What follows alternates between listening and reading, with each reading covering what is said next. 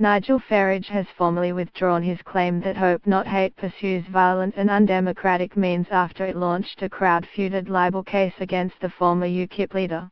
The anti-extremism pressure group said on Tuesday that Farage had filed a statement with the High Court in London saying he was happy to acknowledge that Hope Not Hate does not tolerate or pursue violent or undemocratic behaviour and that he would not repeat the claim.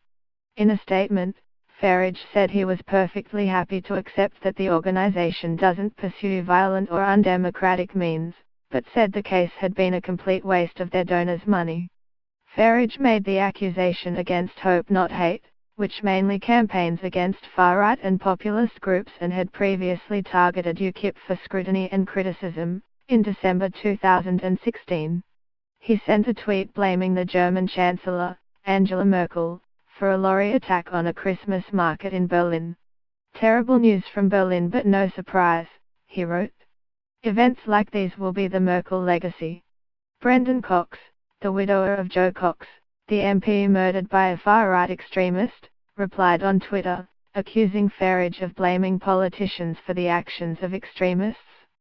The spat then moved to LBC Radio, where Farage, who has previously accused Hope Not Hate of disrupting his public events, said, "Yes, well, of course he would know more about extremists than me, Mr. Cox." He backs organizations like Hope Not Hate, who masquerade as being lovely and peaceful, but actually pursue violent and undemocratic means. That prompted Hope Not Hate to warn Farage he faced legal action unless he retracted the political smear. The group crowd-funded a libel action and said it received donations from more than 16,000 people.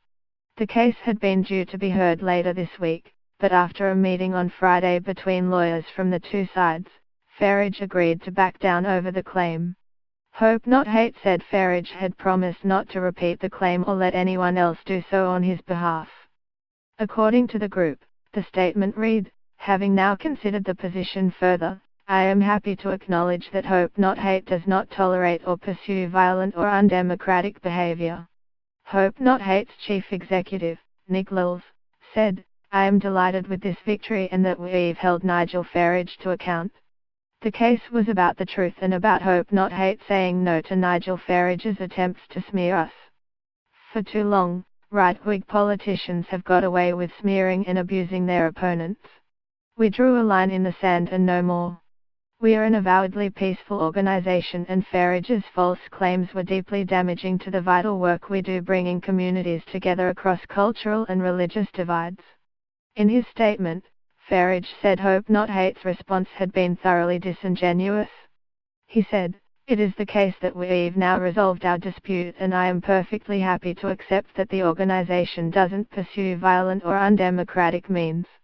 But the fact is that a number of individuals claiming to support them have in the past behaved violently and sought to intimidate and disrupt lawful political meetings.